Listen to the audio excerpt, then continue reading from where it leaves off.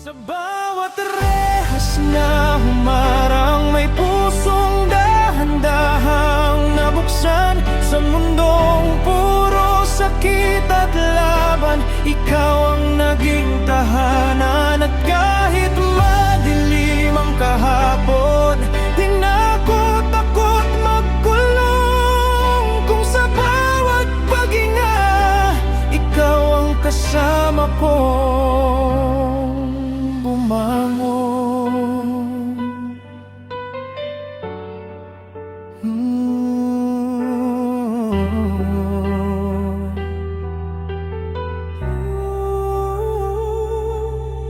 Mga sugat na tinago.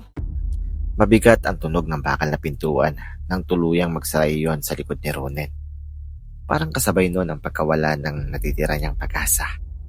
Tahimik siyang napalunok habang nakatayo sa gitna ng makitid na hallway ng bilangguan. May kalawang, pawis, at sigarilyo ang paligid. Sa bawat sulok may matang nakatingin sa kanya. Papangusga, mausisa, at gutom sa kahinaan. Bagong alaga! Naghalakhakan ng ilang preso. Mahigpit na napakapit si Ronen sa maliit niyang bag habang pilit na iniwas ang tingin sa kanila. Nanginginig pa rin ang kamay niya kahit ilang beses na niyang sabihing kakayanin niya. Pero paano?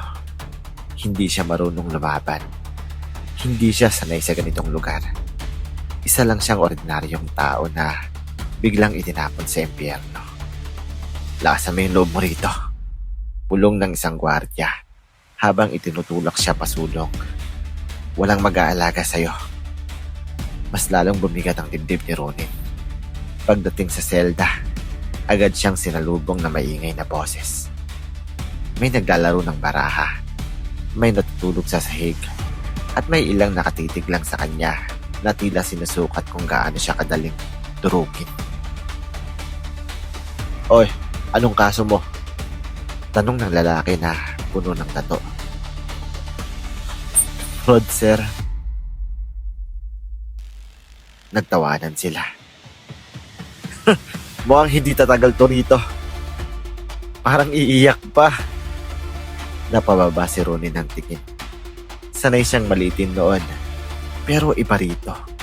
Pakiramdam niya, anumang maling galaw niya ay maaaring ikapahamak niya.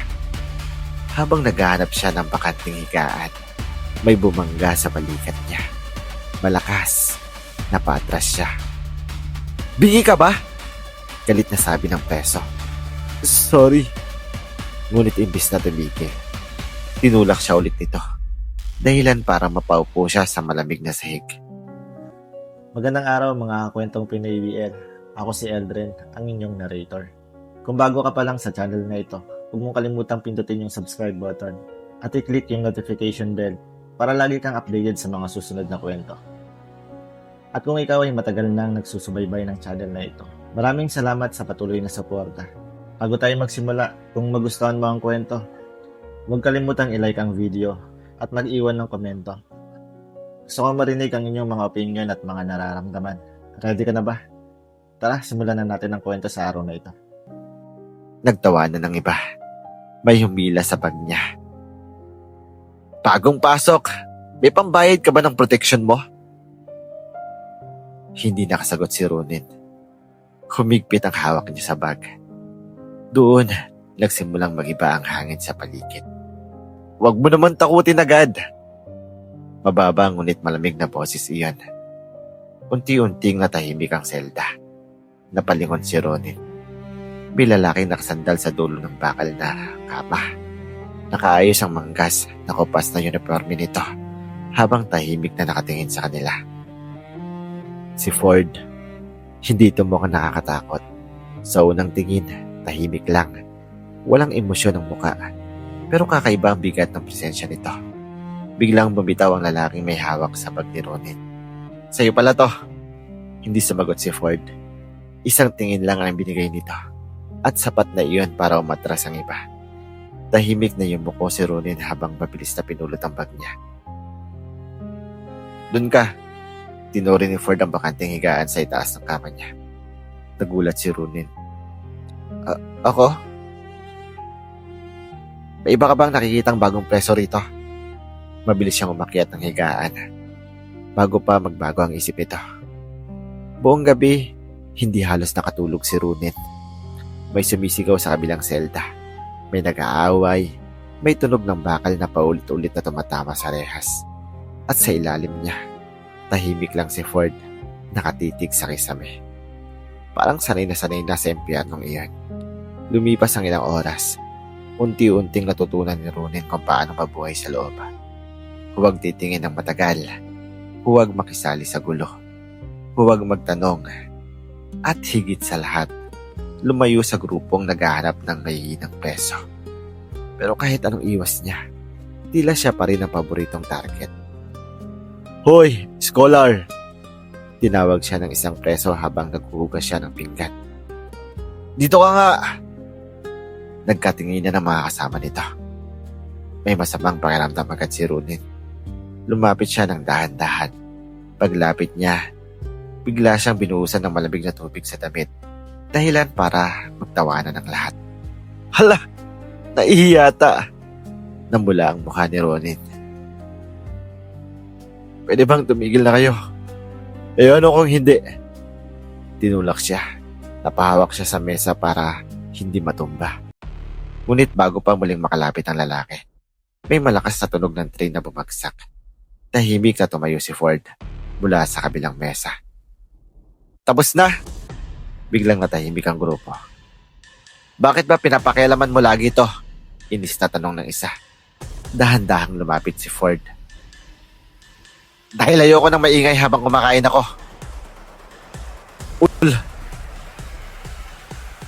Akala ni Ronin sasabog ang away. Pero ilang segundo lang, nagkatinginan sila hanggang sa tuluyang umatras ang grupo. Pagkaalis nila, mabilis na pinulot ni Ronin ang tray niya. Salamat. Hindi siya nilingon ni Ford. Kumain ka na.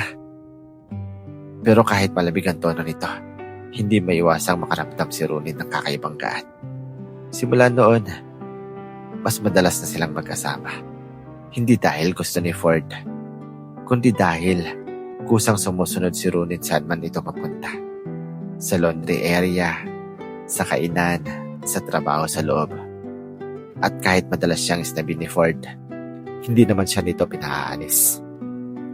Isang gabi habang tahimik ang selda, napansin ni Ford na pilit kinakapan ni Ronin ang kamay niya. Anong ginagawa mo? Nagulat si Ronin. May sugat ka? May hiwa kasi sa kamao ni Ford mula sa huling suntukan nito. Tahimik na kumuha si Ronin ng maliit na tela mula sa bulsa. Pwede bang gamutin? Doktor ka? Hindi. Di wag. Ngunit hindi nakinig si Ronin. Dahan-dahan niyang hinawakan ng kamay ni Ford. Mainit, magaspang, puno ng beklat. Sandaling natigilan si Ford. Hindi niya maalala kung kailan huling may humawak sa kanya ng ganon kaingat. Tahimik lang si Ronin habang nililinis ang sugat. Masakit? Hindi. Kahit halata naman. Napatingin si Ford sa kanya at sa unang pagkakataon, bahagyang natawa si Ford. Napakurap si Ronin. Ngumiti ka. Ang daldal mo. Pero kahit gano'n ang sagot nito, hindi nawala ang bahagyang korba sa labi niya. At hindi rin napansin ni Ronin na matagal na pala siyang nakatitig dito. Hanggang sa, Hoy! Napalingon siya. May 3 lalaking papalapit. Pinuno ng pinakamalaking grupo sa selda. Huminto ang mga ito sa harap nila. Tapos na siguro. Pahiram mo naman yan. Naramdaman ni Ronin ang panlapig ng katawan niya. Kailangan namin ng bagong tagalinis. Ibig sabihin nun, uutusan siya sa lahat. Posibleng bugbugin kapag tumanggi. Unti-unti siyang napaatras. Ngunit bago pa siya nakapagsalita, tumayo si Ford at humaarang sa harap niya. Tahimik, Diretso, walang takot. Sa akin siya. Biglang tumahimik ang paligid. Tumaas ang kilay ng liter. At kailan ka pa nagkaroon ng alaga? Hindi sumagot si Ford. Pero sapat na ang tingin nito para maramdaman ang lahat ng babala. Walang gagalaw kay Ronin. Humigpit ang hawak ni Ronin sa likod ng uniforme ni Ford nang hindi niya namamalayan. At sa unang pagkakataon, simula nang makulong siya. Pakiramdam niya may taong handang manatili sa tabi niya. Mula nang sabihin ni Ford na sa kanya si Ronin, nag-iba ang pakikitungo ng mga preso sa loob. Hindi naman tuluyang tumigil sa pambubuli, pero naging maingat sila. Walang gustong kalabanin si Ford, hindi dahil siya ang pinakamalakas, kundi dahil ang klase ng taong walang inaatrasan kahit mapahamak pa siya.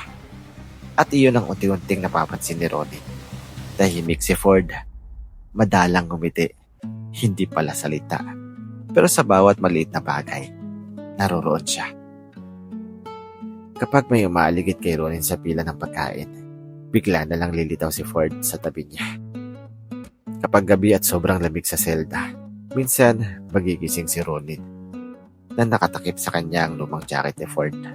Hindi iyon inaamin ni Ford kailanman. Pero hindi rin naman iyon binabawi. Ang kulit mo. Bagyang natawa si Ronin habang pilit inaabot ang mangkok sa itaas ng cabinet sa kitchen area ng bilangguan. Kaya ko to.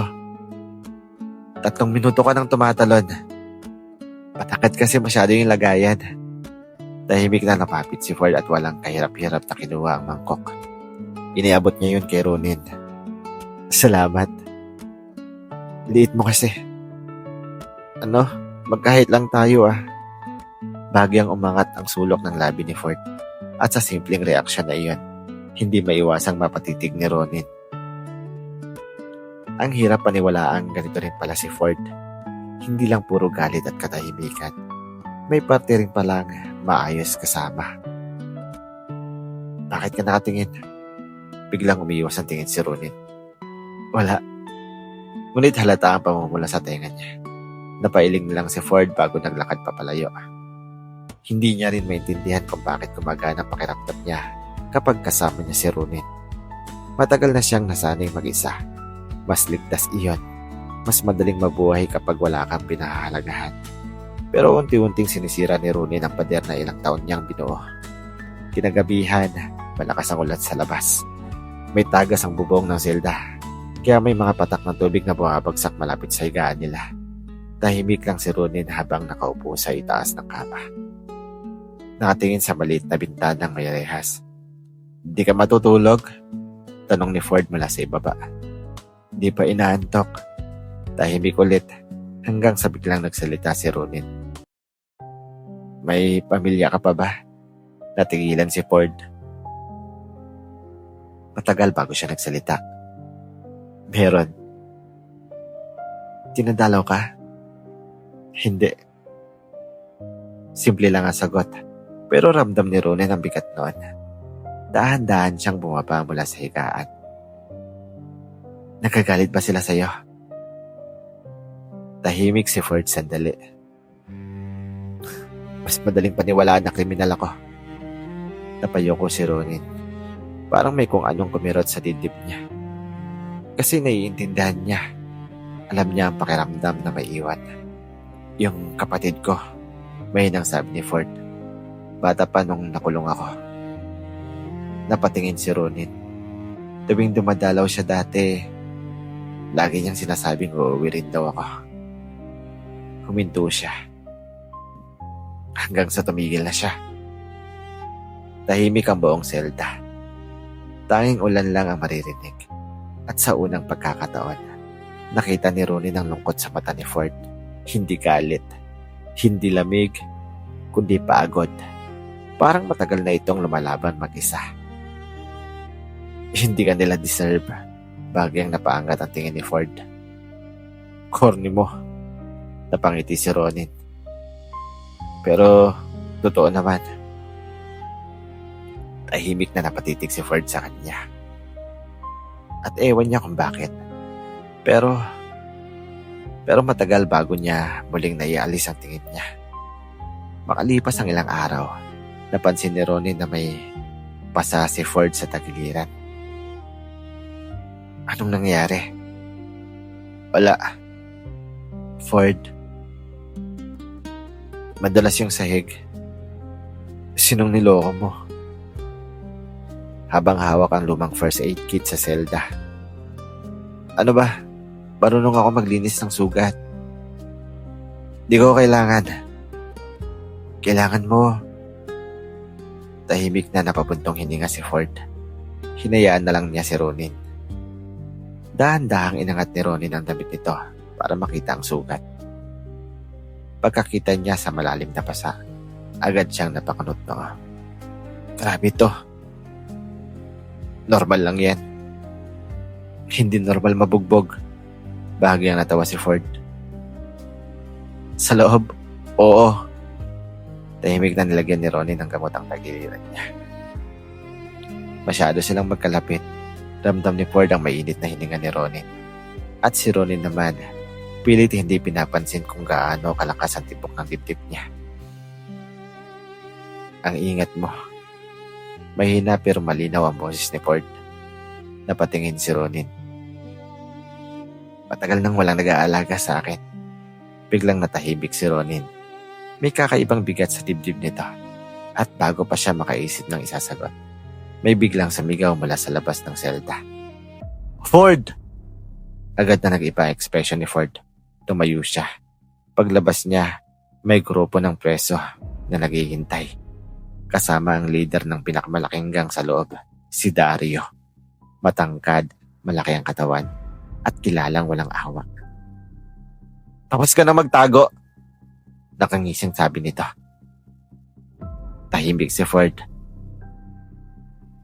Nagbabayad ako dati para sa protection mo, dagdag ni Dario.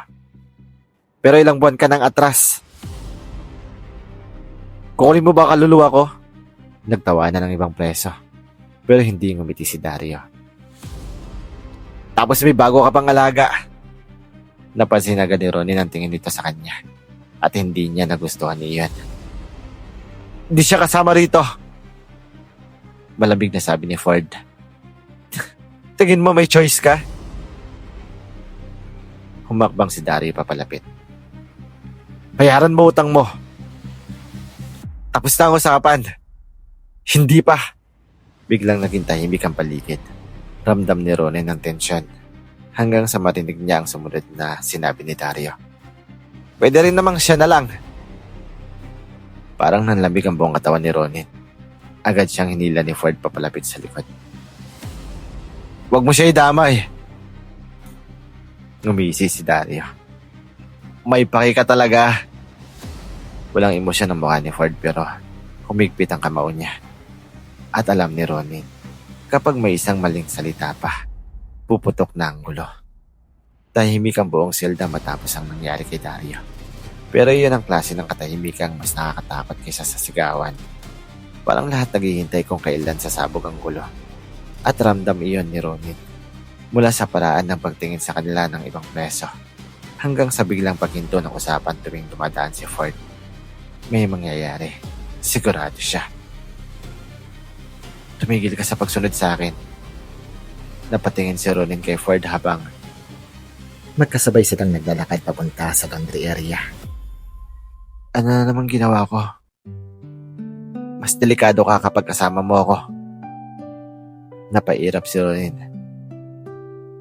Delikado naman kahit saan dito. Hindi sumagot si Ford. Pero alam niyang tama si Ronin. Sa kulungang iyon, walang ligtas. Lalo na mga taong walang kakampi. Tahimik silang nagpatuloy sa paglalakad. Hanggang sa biglang nagsalita si Ronin. Bakit mo ba ako pinaprotektahan? Kuminto si Ford. Sandaling natahimik ang paligid. Hindi ko rin alam. Diretso iyong sagot. Walang biro, walang pag-iwas. At iyon ang mas lalong nagpabilis ng tibok ng puso ni Ronin. Mabilis siyang umiiwas ng tingin. Naawa ka lang. Hindi ako marunong maawa.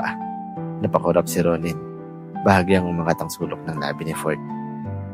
At isa pa, Masyado kang madaldal para kaawaan. Grabe ka naman.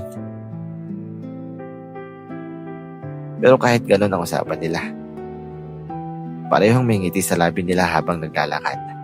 Maliit, halos hindi halata. Pero totoo. Kinagabihan habang tulog ang karamihan sa selda, nagising si Ronin dahil sa mahinang boses na mula sa labas. Daan-daan siyang bumangon. Napansin niyang wala si Ford sa higaan nito. Kinabahan siya. Tahimik siyang sumilip palabas ng selda.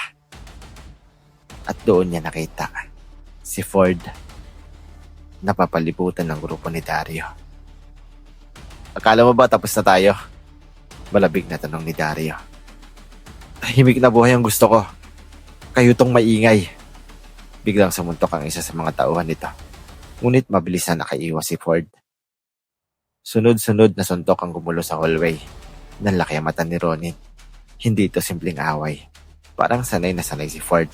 Mabilis, mabigat, walang pag-aalinlangan. Ngunit habang tumatagal, tumarami ang kalaban. Ford! Napalingon si Ford kay Ronin. At sa maikling sekundong yun, isang bakal ng tubo ang malakas na tumama sa tagiliran niya. Ford! Bumagsak siya at napaluhod. Agad tumakbo si Ronin papalapit. Tumigil kayo! Ngunit bago pa makalapit sa kanya, mabilis na tumayo si Ford at hinila si Ronin sa likod niya. Namumula ang kamao nito. May dugo sa labi. Pero nakaharang pa rin siya kay Ronin. Malis ka rito, madiing sabi niya. Ayoko. Ronin, hindi kita iiwan.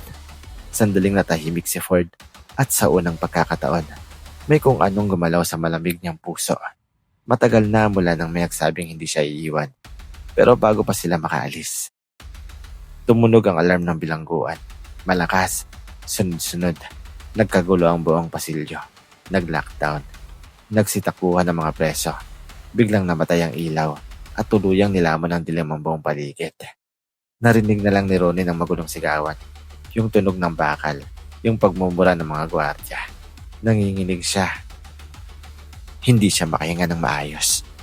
Masyadong madilim, masyadong maingay, hanggang sa may humahawak sa braso niya. Ronin, boses ni Ford. Agad kumapit si Ronin sa damit nito. Ford, shh.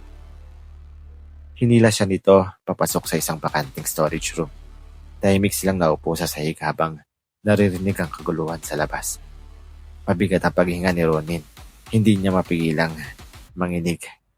Hey, may na ang boses ni Ford. Safe ka dito. Paano kung may mamatay? Walang gagalaw sa'yo. Kahit madilim, ramdam ni Ronin ang presensya nito sa harap niya. At ewan niya kung bakit. Pero unti-unting kumalma ang dibdib niya. Hanggang sa bigla niyang naramdaman ang mainit na dugo sa kamay niya. Ford, duguan ka. Tama lang yan. Hindi tama. Mabilis niyang hinanap ang sugat sa tagiliran nito.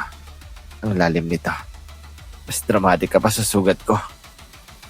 Tumahimik ka nga. Kahit nasa gitna sila ng gulo, napangiti si Ford. Mahina lang, pero totoo. Habang pilit pinipigilan ni Ronin ang pagdurugo nito, gamit ang tela ng uniforme niya, bigla na lang siyang napahinto. Kasi kahit halos walang ilaw, ramdam niya ang titig ni Ford. Diretso, tahimik, mabigat. At bakit ka nanginginig? Tanong ni Ford. Hindi ako nanginginig. Sinungaling. Napabuntong hininga si Ronin. Tinatakot mo kasi ako. Hindi naman kita sinasaktan. Hindi nakasagot si Ronin. Kasi iyon ang problema. Sa lugar ng puno ng malulupit na tao, si Ford lang ang taong hindi niya kinakatakutan. At baka iyon ang pinakadelikado sa lahat. Maya-maya isang malakas ang pagsabog ang malingaw-ngaw sa labas. Dahilan para mapaitlag si Ronin. Hindi niya namalayang napahawak siya sa kamay ni Ford. Mahigpit. Parang takot siyang mawala ito. Sandaling natigilan si Ford. Nakatingin lang siya sa magkadikit nilang kamay. Mainit, totoo, at unti-unti, mahina niyang hinawakan ng pabalik ang kamay ni Ronin. Walang salita, walang pag-amin. Pero pareho nilang naramdaman yon, yung bagay na pilit nilang hindi pinapangalanan. Makalipas ang ilang oras, natapos din ang lockdown. Pagbalik nila sa selda, tahimik pa rin ang buong kulungan. Ngunit habang papasok sila, may gwardyang lumapit kay Ford. "Ay bisita ka bukas." Napakunot noo si Ford. "Wala akong bisita. Galing korte." Biglang naging seryoso ang mukha ng gwardya. "May bagong witness sa kaso mo." Natigilan si Ford. At maging si Ronin ay napaangat ng tingin. Pagkatapos ng 5 taon, may posibilidad na mapatunayan siyang inosente. Ngunit hindi pa tapos ang sinabi ng gwardya. "Pero may kondisyon." Tahimik ang buong hallway. "Kailangan mo magsalita laban sa opisyal na nagtakip sa mga illegal na nangyari rito." Unti-unting tumigas ang panga ni Ford kasi alam niya ang ibig sabihin nun kapag nagsalita siya. Hindi lang buhay niya ang malalagay sa panganib, pati si Ronin. Hindi nakatulog si Ford buong gabi. Tahimik lang siyang nakaupo sa gilid ng kama habang nakatitig sa madilim na kisame ng selda. Sa kabilang higaan, gising din si Ronin. Pareho silang tahimik. Parehong maraming iniisip. Pagkatapos ng 5 taon, ngayon lang nagkaroon ng pag-asa si Ford. Pero kasabay nun ang panibagong panganib.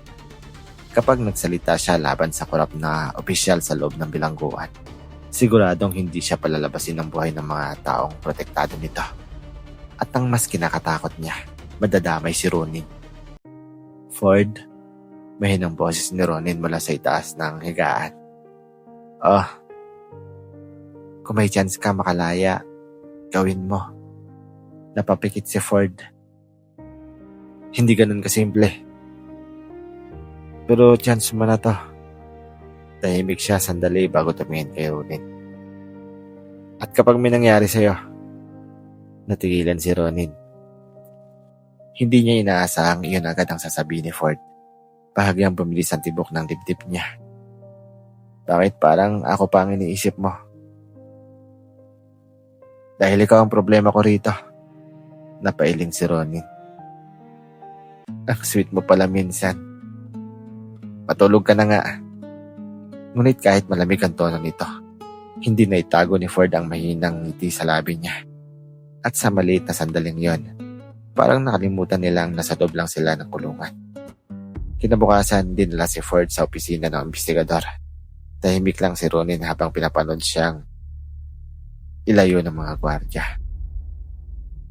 May kakaibang kaba sa dibdib niya. Parang may masamang mangyayari. At tama siya.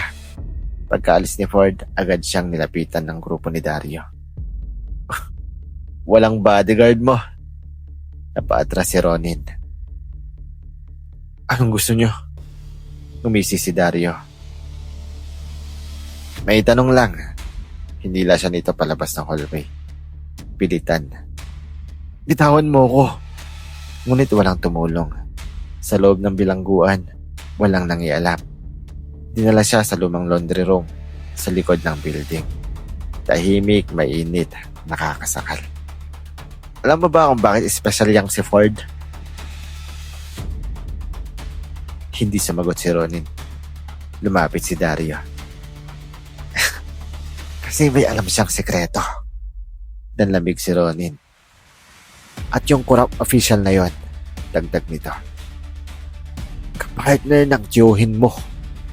Biglang nalaki ang mata ni Ronin. "Ano? Tingin mo ba aksidente ang pagkakakulong mo?" Parang bumagsak ang buong mundo niya. Unti-unting pumasok sa isip niya ang lahat. Yung pagmamadaling papirmahin siya ng documents. Yung pagkawala ng tiyuhin niya matapos siyang makulong. Yung perang biglang nawala sa kumpanya. Kinamit siya. Sinakripisyo siya. At posibleng konektado lahat ng dahilan kung bakit nakulong si Ford. "Sinungaling ka!" Ngunit bago pa makapagsalita si Dario, bumakas ang binto. Malakas. At agad samuntok si Ford sa unang lalaking humarang sa kanya. "Ford!" Mabilis nitong hinila si Ronin papalapit sa likod niya. Galit na galit ang mga mata nito. Hindi pa nakikita ni Ronin si Ford ng ganon. Parang handa nitong wasakin lahat. "Malis kayo! Ngumisi si Dario habang pinupunasan ang dugo niya sa labi. Too late na. At kasabay nun, tumunog ang malakas na alarm sa buong bilangguan. Sunod-sunod, may sigawan, may takbuhan. Nagsimula ang riot. Nagkagulo ang buong pasilidad. May mga preso na nagsusuntukan. May nagsisira ng rehas. May mga gwardyang nawala ng kontrol. At sa gitna ng kaguluhan, naigpit ang hawak ni Ford sa braso ni Ronin habang pilit niyang tinatahak ang hallway. Ford, saan tayo pupunta? Sa safe. May safe ba dito? Wala. Pero gagawa tayo. Kahit sa delikadong sitwasyon, napatawa si Ronin ng bahagya. Baliw talaga si Ford. Ngunit biglang may sumulpot na preso mula sa gilid. May hawak na bakal. Ford! Mabilis na humarang si Ford. Malakas na tumama ang bakal sa balikat niya. Napadaing siya. Ford! Takbo! Ayaw! Hinawakan ni Ronin ang sugatan nitong balikat habang pilit itong inaalalayan. Duguan ang damit ni Ford. Ngunit kahit nahihirapan, pinilit pa rin itong protektahan siya. Bakit mo ginawa to? Sigaw ni Ronin halos habang maiyak. Huminto si Ford. Tahimik siyang tumingin kay Ronin sa gitna ng kaguluhan. At bakit ikaw? Natigilan si Ronin. Mabigat ang paghinga nilang dalawa. Sa paligid nila may gulo. Pero parang silang dalawa lang ang natira sa mundo. Simula nang dumating ka. Mahina pero diretsong sabi ni Ford. Ngayon lang ulit ako may dahilan para gusto kong mabuhay. Tuluyang bumagsak ang depensang pilit pinipigilan ni Ronin. Namasa ang mata niya. Galit siya, takot, nalilito. Pero higit sa lahat, ayaw niyang mawala si Ford. Mahigpit niyang hinawakan ang uniforme nito. Ayoko nang maiwan mag-isa ulit. Tahimik na napatitig si Ford sa kanya. At kahit sugatan, may ina siyang ngumiti. Yung totoong ngiti, hindi ka na mag-iisa. Makalipas ang ilang linggo, tuluyang nabunyag ang korupsyon sa loob ng bilangguan. May mga opisyal na naaresto. Kasama ang taong sangkot sa kaso ni Ford. Sa tulong ng bagong witness at mga dokumentong lumabas, napatunayang inosente si Ford matapos ang 5 taon. Kasabay nun, nabuksan din muli ang kaso ni Ronin. At doon napatunayang ginamit lang siya ng sarili niyang tiyuhin bilang fall guy sa cyber fraud operation. Pareho silang pinalaya. Unang beses nilang makalabas ng kulungan. Nang walang rehas sa harap nila, tahimik lang si Ronin habang nakatingin sa kalangitan. Parang hindi siya makapaniwala. Malaya na tayo. Katabi niya, tahimik ding nakatingin si Ford sa paligid. Hindi rin ito mukhang sanay. Matagal silang walang sinabi. Hanggang sa biglang nagsalita si Ronin.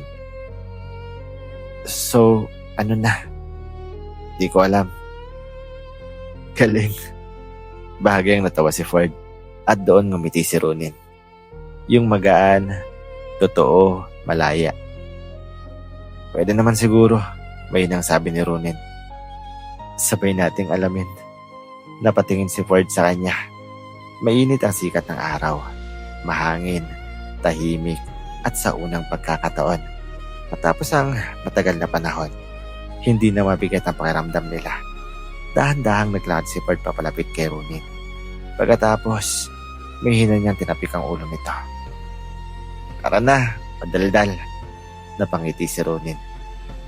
At least, di mo na ako iiwan. Sandaling tumigil si Ford. Saka siya tumingin ng diretso sa kanya. Hindi. 3 buwan matapos silang makalaya. Malayo sila sa amoy ng kalawang, sa malamig na selda, sa gabing puro sigawan at takot. Pero may mga bagay na hindi agad nawala, katulad ng trauma at alaala. Tahimik ang maliit na talyer na pinagtatrabuhan ngayon ni Ford. Simple lang, luma pero maayos. Sa wakas, may trabaho na ulit siya. May normal na buhay. Kahit minsang nahuhuli pa rin niyang nagigising siya sa madaling araw dahil akala niya ay may lockdown na naman. Sanay pa rin siyang matulog ng magaan, laging alerto. At tuwing mangyayari yon, may isang tao na agad nakakapansin. Di ka na naman sanay na matulog ng maayos, no?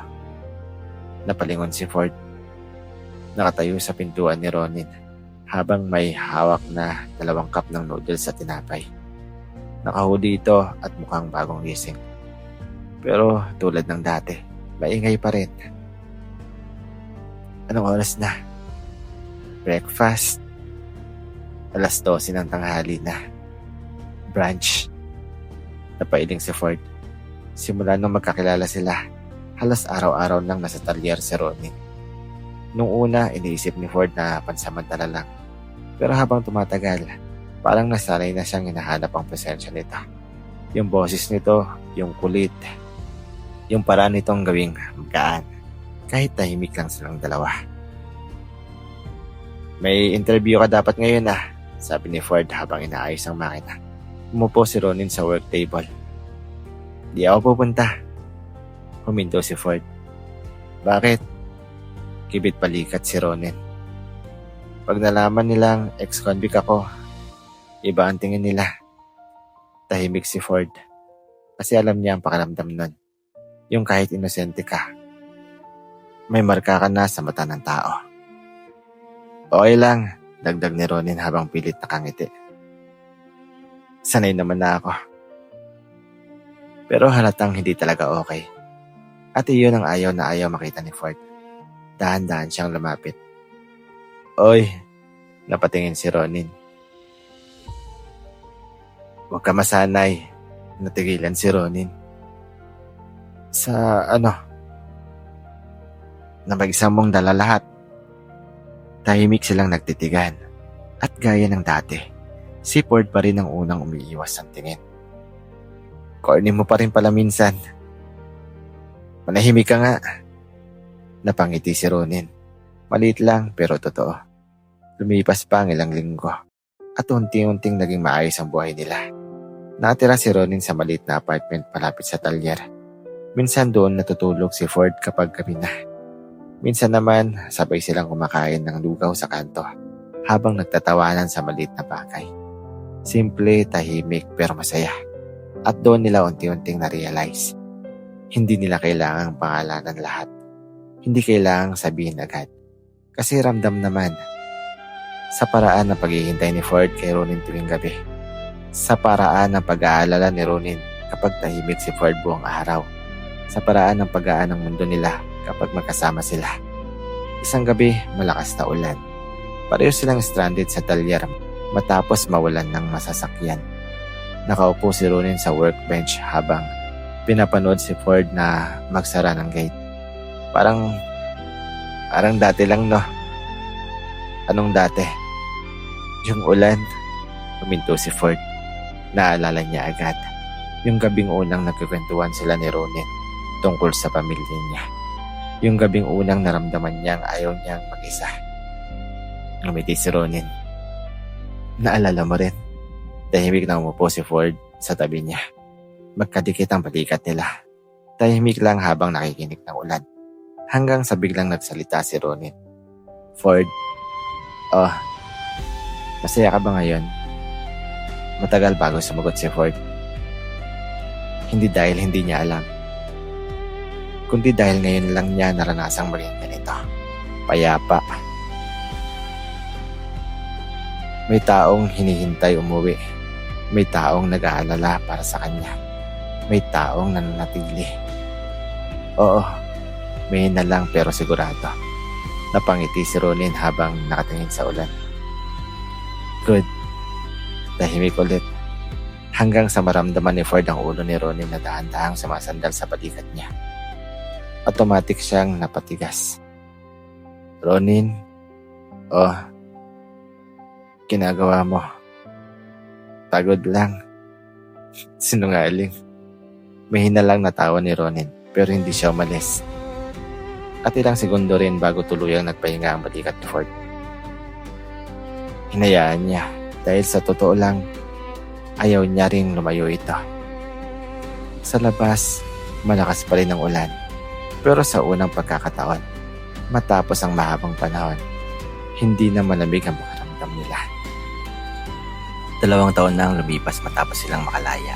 Marami nang nagbago.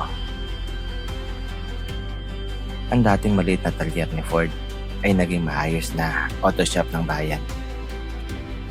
Hindi naman sobrang laki. Sapat iyon para mabuhay sila ng tahimik. At sa tabi ng shop, may maliit silang apartment na unti-unti nilang ginawang tahanan. Tahanan nilang dalawa. Sanay pa rin si Ford gumising ng maaga. Tahimik siyang nagkakape tuwing umaga habang inaayos ang mga gamit sa shop. At gaya ng dati, maingay pa rin si Ronin. Ford, nasusunog na yung niluluto mo. Napabuntong hininga si Ford habang mabilis na pinapatay ang kalan. Kasalanan mo, ang ingay mo kasi. Teka, bakit ako? Nagtawanan sila. Simple lang ang buhay nila. Walang ingranding bagay. Walang marangyang pangarap. Pero masaya at higit sa lahat, payapa. Nung una, pareho silang takot pangalanan ng nararamdaman nila. Pareho silang sugatan. Parehong sanay maiiwan. Pero habang tumatagal, natutunan nilang hindi lahat ng tao aalis. May mga taong pipiliing manatili. Katulad nila. Isang gabi habang nagsasara sila ng shop, biglang nagsalita si Ronin habang nakaupo sa hood ng sasakyan. Alam mo, iniisip ko minsan. Ano na naman? Kung hindi ako nakulong, di kita makikilala. Huminto si Ford sa pag-aayos. Tahimik siyang napatingin kay Ronin. Baka mas naging maayos yung buhay mo. Mabiti si Ronin. Pero baka di rin ako naging masaya. Tahimik ang paligid. Tanging hangin lang at mahinang tugtog ng radyo ang maririnig. Dahan-dahang bumaba si Ronin mula sa sasakyan at lumapit kay Ford. Mas matured na sila ngayon. Mas kampante, mas totoo. Saka, may niyang dagdag. Ikaw yung pinakamagandang nangyari sa akin. Pagkatapos ng pinakamadilim kong buhay. Bahagyang natawa si Ford. Drama mo. Pero kahit gano'n ang sagot nito, hindi niya maitago ang lambot ng tingin niya kay Ronin. Pagkatapos ng lahat ng pinagdaanan nila, takot, sakit at pag-iisa. Sa wakas, may taong pwede nilang uwian. Mahina ngunit natural na hinawakan ni Ford ang kamay niya. Walang pag-aalinlangan at sa pagkakataong iyon, wala nang dahilan para itago pa. Umuwi na tayo, sabi ni Ford. Ngumiti si Ronin habang hinahawakan pabalik ang kamay nito.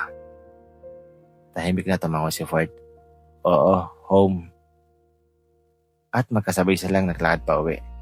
Hindi na bilang dalawang lalaking nawala sa dilim ng nakaraan, kundi bilang dalawang pusong sa wakas ay nakatagpo ng tahanan sa isa't isa.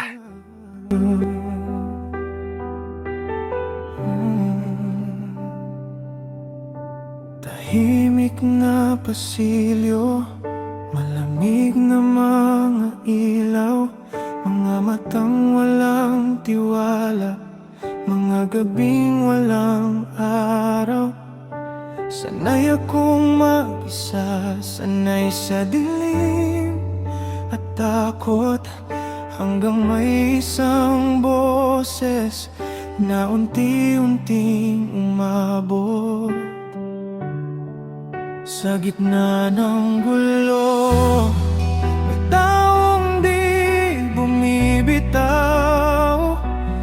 Kahit parehong sugatan, piniling manataw.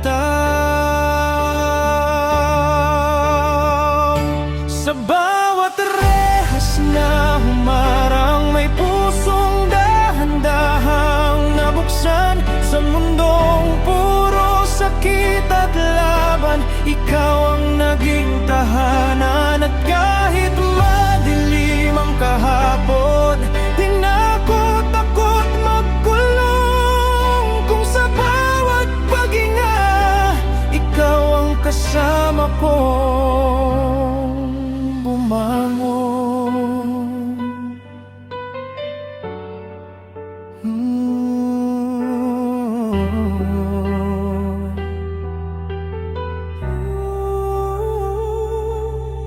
Mga sugat na tinago, mga pangalang hinusgahan, dalawang taong ligaw sa mundong iniwanan. Pero sa bawat tingin mo, unti-unting gumaan. Parang may umuwing ilaw sa pusong napagod na noon. Hindi man sinabi, ramdam sa bawat galaw. Sa tahimik mong paghawak, unti akong nasagip mula sa dilim. Sa bawat rehas na humarang, may pusong dahan-dahang nabuksan. Sa mundong puro sakit at laban, ikaw ang naging tahanan. At kahit madilim ang kahapon, di na ako takot magkulong. Kung sa bawat paghinga, ikaw ang kasama ko.